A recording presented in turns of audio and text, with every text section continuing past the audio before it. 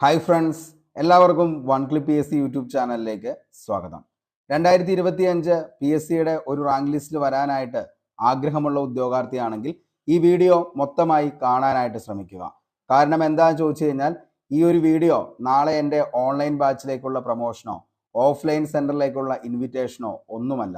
ഒത്തിരി പാവപ്പെട്ട ഉദ്യോഗാർത്ഥികൾ ഒരു ഗൈഡ് ലൈൻസ് ഇല്ലാത്തത് കൊണ്ട് മാത്രം റാങ്ക് ലിസ്റ്റിൽ ഉൾപ്പെടാതിരുന്നവർ ഒത്തിരി പേരാണ് 2025 LDC LGS 10th പ്രിലിംസ് ആ ഒരു കാറ്റഗറിയിൽ പെടുന്നത്.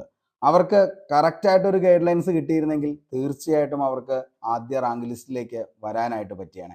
എന്തുകൊണ്ടാണ് അങ്ങനെ സംഭവിച്ചത് എന്നുള്ളതാണ് നമ്മുടെ ഇന്നത്തെ ഈ വീഡിയോ.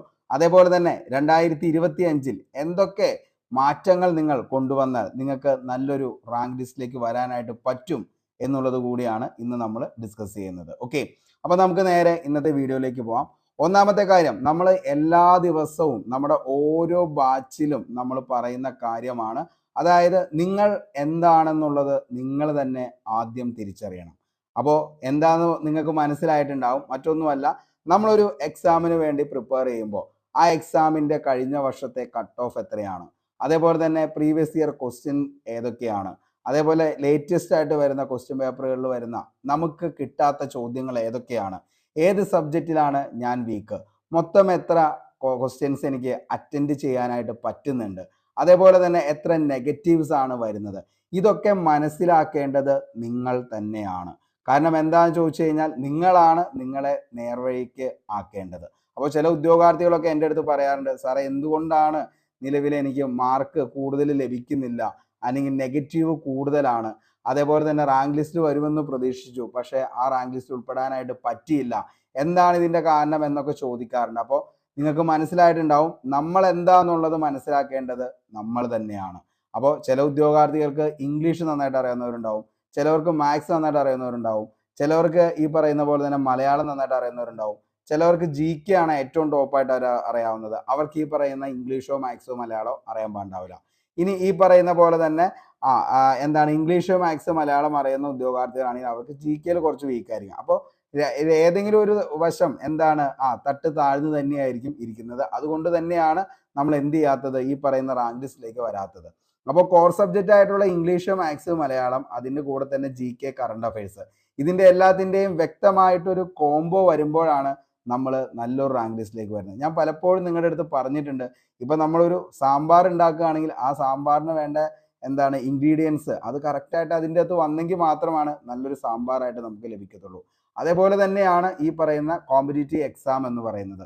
ഇതിൻ്റെ അകത്ത് വരുന്ന 10ഓളം വരുന്ന സബ്ജക്റ്റുകൾ, ഏറ്റവും ഇമ്പോർട്ടൻ്റ് ആയിട്ടുള്ള സബ്ജക്റ്റുകളിൽ നമ്മൾ എന്താണ് ഒരു 75% മുകളിലേക്ക് ഓരോ സബ്ജക്റ്റിലും നമുക്ക് സ്കോർ ചെയ്യാൻ പറ്റുവാണെങ്കിൽ തീർച്ചയായിട്ടും എന്ത് ചെയ്യാൻ പറ്റും, നമ്മൾ ഈ പറയുന്ന റാങ്ക് ലിസ്റ്റുകളിൽ ഉൾപ്പെടാനായിട്ട് പറ്റും. അപ്പോൾ അതിന് വേണ്ടിയിട്ട് നിങ്ങൾ ചെയ്യേണ്ട ഏറ്റവും എളുപ്പ വഴി എന്ന് പറയുന്നത് എന്താണെന്ന് ചോദിച്ചു കഴിഞ്ഞാൽ, അതായത് എക്സാം പോയിന്റ് ഓഫ് വ്യൂവിൽ പെട്ടെന്ന് നമുക്ക് മാർക്ക് സ്കോർ ചെയ്യാനായിട്ട് ആദ്യം നിങ്ങൾ ചെയ്യേണ്ടത്, നമ്മൾ കഴിഞ്ഞ ദിവസം ഒരു വീഡിയോ ചെയ്തിട്ടുണ്ടായിരുന്നു, SCRT ചാപ്റ്റേഴ്സ്, ഹോട്ട് ചാപ്റ്റേഴ്സ് ഏതൊക്കെയാണ് പഠിക്കേണ്ടത്, അതേപോലെ തന്നെ LDCയുടെയും LGSൻ്റെയും അതേപോലെ തന്നെ സെക്രട്ടേറിയറ്റ് അസിസ്റ്റന്റ് ഈ ഒരു എക്സാമിനൊക്കെ വേണ്ടി പ്രിപ്പയർ ചെയ്യുന്നതിന് മുമ്പായിട്ട് നമ്മൾ ഇതിൻ്റെ എല്ലാം ഹോട്ട് ടോപ്പിക്സ് ഏതാണ് പഠിക്കേണ്ടത് എന്നുള്ളതിനെ കുറിച്ചും ഒരു വീഡിയോ ചെയ്തിട്ടുണ്ടായിരുന്നു.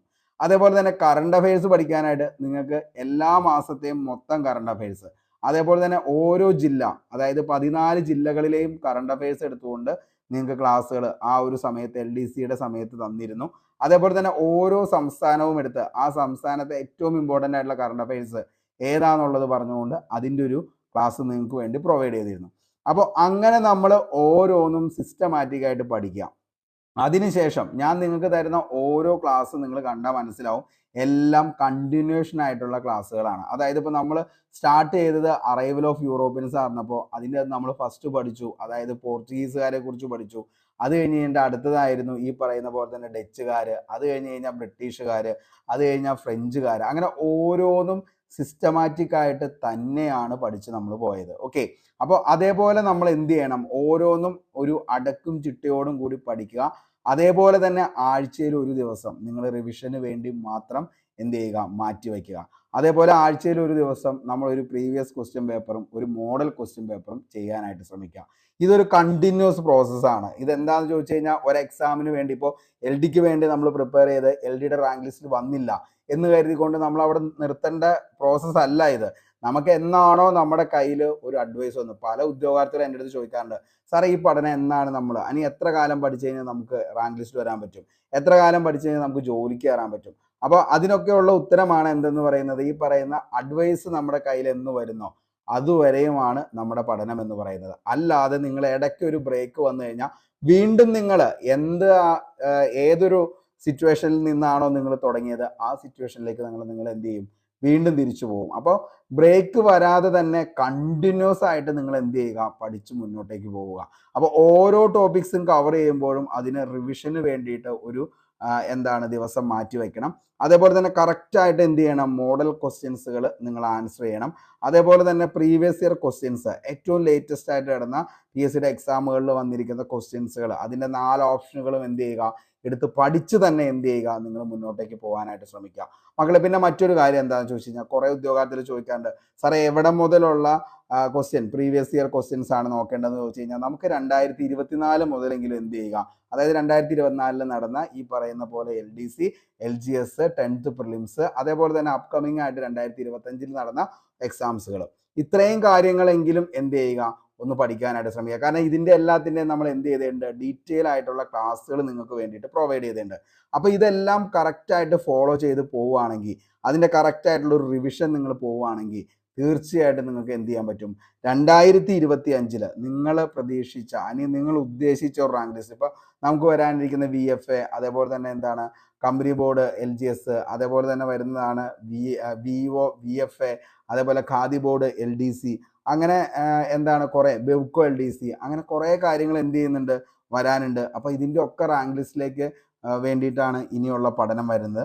അതേപോലെ ഒരു കാര്യം കൂടി പറയാം, പല ഉദ്യോഗാർത്ഥികളും പല സിലബസ്, അതായത് ഏത് സിലബസ് ആണ് നോക്കേണ്ടത്, അല്ലെങ്കിൽ ഇതിനു വേണ്ടിയിട്ട് ഈ സിലബസ്, അതായത് മക്കളെ എനിക്ക് നിങ്ങളുടെ അടുത്ത് പറയാനുള്ളത്, ഞാനിതൊരു ഞാൻ നിങ്ങളുടെ അടുത്ത് ആദ്യം പറഞ്ഞ പോലെ തന്നെ നമ്മളൊരു പെയ്ഡ് ബാച്ചിലേക്ക് വേണ്ടിയിട്ട് ചെയ്യാത്തത് കൊണ്ട് മാത്രം ഞാൻ നിങ്ങളുടെ അടുത്ത് വീണ്ടും പറയാണ്, ഒരു LDയുടെ സിലബസ് കംപ്ലീറ്റ് ചെയ്യുക ഉദ്യോഗാർത്ഥിയാണെങ്കിൽ നിങ്ങൾക്ക് ഡിഗ്രി ലെവൽ എക്സാംസിൻ്റെ വരെയും റാങ്ക് ലിസ്റ്റിൽ പെടാനായിട്ട് പറ്റും. അപ്പോൾ അതിൻ്റെ അകത്ത് നിങ്ങൾ പഠിക്കേണ്ടത് സ്പെഷ്യൽ ടോപ്പിക്സ് ഏതൊക്കെ എക്സാമിനാണോ ഉള്ളത് ആ സ്പെഷ്യൽ ടോപ്പിക്സ് മാത്രമാണ് എക്സ്ട്രാ നിങ്ങൾക്ക് പഠിക്കേണ്ട കാര്യമുള്ളൂ. ബാക്കിയെല്ലാം നിങ്ങൾ LDCക്ക് എന്താണോ പഠിച്ചത് അത് തന്നെ നിങ്ങൾ എന്ത് ചെയ്യുക, പഠിച്ചു പോയാൽ മതി. കൂടെ ഞാൻ ഈ പറഞ്ഞ പോലെ തന്നെ SCRTയുടെ ഹോട്ട് ചാപ്റ്റേഴ്സ് ആയിട്ടുള്ള ഏറ്റവും ഇമ്പോർട്ടൻ്റ് എന്ന് പറയുന്നത് 9ാം ക്ലാസ്സിലെ SCRT ടെക്സ്റ്റ് ബുക്കിൻ്റെ ഭാഗത്തു നിന്ന് വരുന്ന ചോദ്യങ്ങൾ സ്റ്റേറ്റ്മെൻറ്റ് ലെവലിലുള്ളത് ചേരുമ്പടി ചേർക്കുക. അതാണ് ഏറ്റവും ഇമ്പോർട്ടൻ്റ് എന്ന് പറയുന്നത് 9ാം ക്ലാസ്സിലെയും അതേപോലെ തന്നെ 7ാം ക്ലാസ്സിലെയും 5ാം ക്ലാസ്സിലെയും. അപ്പോൾ അതിൻ്റെ അകത്ത് ഏറ്റവും ഇമ്പോർട്ടൻ്റ് 9ാം ക്ലാസ് ആണ്. അപ്പോൾ 9ാം ക്ലാസ്സിലെ മാത്രം എന്ത് ചെയ്യുക, ആ ഹോട്ട് ചാപ്റ്റേഴ്സിൻ്റെ നമ്മൾ വീഡിയോ ചെയ്തിട്ടുണ്ട്, അതിൻ്റെ ലിങ്ക് ഞാൻ താഴെ ഡിസ്ക്രിപ്ഷൻ ബോക്സിൽ ഇട്ടേക്കാം. അതുകൂടി നിങ്ങൾ എന്ത് ചെയ്യുക, ഒന്ന് കണ്ടിട്ട് പോവുക. അപ്പോൾ തീർച്ചയായിട്ടും നിങ്ങൾക്കത് മനസ്സിലാവും ഏതൊക്കെയാണ് ആ ഭാഗത്ത് എന്നുള്ളത്. അതേപോലെ തന്നെ ഞാൻ പറഞ്ഞു നിങ്ങളുടെ അടുത്ത് ഹോട്ട് ടോപ്പിക്സ് LDCയുടെ നിങ്ങൾക്ക് തന്നിട്ടുണ്ട്. ഏകദേശം 75ഓളം വരുന്ന ഹോട്ട് ടോപ്പിക്സ് ആണ് പഠിക്കാനുള്ളത്. മക്കളെ നിങ്ങളൊന്ന് ജസ്റ്റ് ഒന്ന് ട്രൈ ചെയ്ത് നോക്ക്, കാരണം നിങ്ങൾക്ക് 10 പൈസ മുടക്കില്ല. അപ്പോൾ നിങ്ങൾ എന്ത് ചെയ്യുക, ഈ 75 ഹോട്ട് ടോപ്പിക്സ് ഒന്ന് പഠിക്കുക. അതിനുശേഷം നിങ്ങൾ ഈ പറയുന്ന ഹോട്ട് ചാപ്റ്റേഴ്സ് ഞാൻ നിങ്ങൾക്ക് വേണ്ടി കറക്റ്റായിട്ട് ഞാൻ പറഞ്ഞു തന്നിട്ടുണ്ട്, ഏതൊക്കെയാണ് പഠിക്കേണ്ടത്, ഏത് മേഖലകളിലൂടെയാണ് നമ്മൾ പോകേണ്ടത് എന്നുള്ളത് തരം തിരിച്ച് നിങ്ങൾക്ക് പറഞ്ഞു തന്നിട്ടുണ്ട്. ആ SCRT ഹോട്ട് ചാപ്റ്റേഴ്സ് ഒന്ന് നോക്കുക. അതിനുശേഷം PYQ ആണ്. PYQ നമുക്ക് LDCയുടെ 2024 ഉണ്ട്, LGS ഉണ്ട്, 10th പ്രിലിംസിൻ്റെ ഉണ്ട്, അതേപോലെ തന്നെ വരുന്ന ബാക്കിയുള്ള എക്സാംസുകൾ 2025.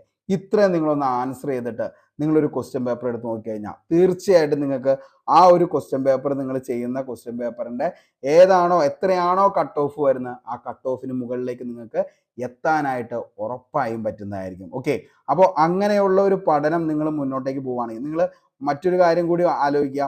കോർ സബ്ജക്റ്റിന് നമ്മൾ ഇപ്പോൾ ഓരോ ഇംഗ്ലീഷിനാണെങ്കിലും അതേപോലെ തന്നെ മാത്സ് ആണെങ്കിലും മലയാളത്തിനായാലും നമ്മൾ പഠിക്കേണ്ട ഓരോ കാര്യങ്ങളുണ്ട്. അതേപോലെ തന്നെ നിങ്ങൾ എന്ത് ചെയ്യുക, നമ്മൾ ഈ LDCയുടെ അല്ലെങ്കിൽ ഈ പറയുന്ന പോലെ തന്നെ ഡിഗ്രി പ്രിലിംസിനൊക്കെ വേണ്ടിയിട്ട് നമ്മൾ തന്ന ഹോട്ട് ചാപ്റ്റേഴ്സ് ഉണ്ട്.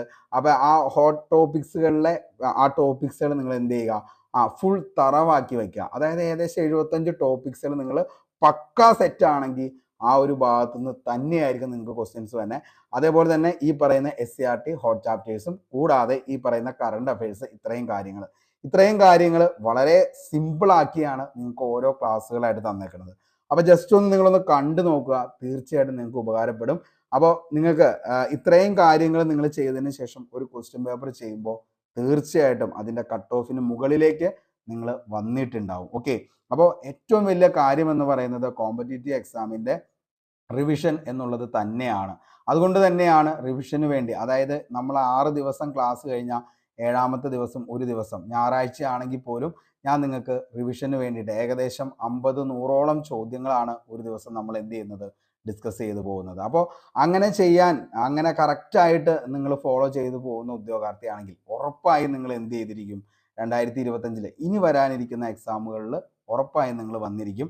പിന്നെ ഒത്തിരി ഉദ്യോഗാർത്ഥികൾ പറഞ്ഞൊരു കാര്യമായിരുന്നു നമ്മുടെ അടുത്ത്, ഈ പറയുന്ന നമ്മുടെ കോർ സബ്ജക്റ്റുകളായ ഇംഗ്ലീഷ്, മാത്സ്, മലയാളത്തിൻ്റെ ക്ലാസ് എന്നാ തുടങ്ങണേ എന്നുള്ളത്. അപ്പോൾ നമ്മൾ ഒത്തിരി എഫേർട്ട് ഇട്ട്, അതായത് 10-50 പേരൊക്കെ കൂടി ചെയ്യുന്ന കാര്യങ്ങളാണ് നമ്മൾ ഒരൊറ്റൊരാൾ എന്ത് ചെയ്യുന്നത്, ഈ പറയുന്ന പോലെ ഫുൾ ടൈപ്പ് ചെയ്ത് നിങ്ങൾക്ക് ഇതിൻ്റെ എല്ലാത്തിൻ്റെയും ക്ലാസ്സുകൾ, അതേപോലെ തന്നെ PDF നോട്ട്, അതേപോലെ തന്നെ ക്വസ്റ്റ്യൻ പോള്, എല്ലാ കാര്യങ്ങളും നിങ്ങൾക്ക് പ്രൊവൈഡ് ചെയ്യുന്നു. ഒരു ദിവസം പോലും നമ്മൾ പെൻഡിങ് വരുത്താറില്ല. അപ്പോൾ അത് നിങ്ങൾ കറക്റ്റായിട്ട് ഫോളോ ചെയ്ത് പോവുകയാണെങ്കിൽ തീർച്ചയായിട്ടും ഏറ്റവും വരുന്ന അടുത്ത ദിവസം തന്നെ നമുക്ക് ഇംഗ്ലീഷ്, മാത്സ്, മലയാളത്തിൻ്റെ ക്ലാസ് സ്റ്റാർട്ട് ചെയ്യാം. അപ്പോൾ നിങ്ങളുടെ സപ്പോർട്ട് ഉണ്ടെങ്കിൽ മാത്രമാണ് നമുക്ക് മുന്നോട്ടേക്ക് പോകാനായിട്ട് പറ്റത്തുള്ളൂ. ഇനിയും നമ്മുടെ ടെലഗ്രാം ചാനലിൽ ജോയിൻ ചെയ്യാത്തവർ ഒത്തിരി പേര് ഇനിയുമുണ്ട്. അപ്പോൾ ആരെങ്കിലും ഇനിയും ജോയിൻ ചെയ്യാത്തവരുണ്ടെങ്കിൽ താഴെ ഡിസ്ക്രിപ്ഷൻ ബോക്സിൽ ടെലഗ്രാം ചാനലിൻ്റെ ലിങ്കും ഉണ്ട്, ഒന്ന് ജോയിൻ ചെയ്യുക. ഇത് ഉപകാരപ്രദമാണ് എന്ന് തോന്നുകയാണെങ്കിൽ, അല്ലെങ്കിൽ ഈ പറയുന്ന hot chapters, SCRT hot chapters, അതേപോലെ തന്നെ നമ്മുടെ ഹോട്ട് ടോപ്പിക്സ്, ഡിഗ്രി പ്രിലിംസ്, അതേപോലെ തന്നെ നമ്മുടെ LDCക്ക് വേണ്ടിയിട്ട് നമ്മൾ ചെയ്തതാണ്, അത് തന്നെ നിങ്ങൾക്ക് ഫോളോ ചെയ്താൽ മതി വരുന്ന ബാക്കിയുള്ള എക്സാമുകൾക്കും.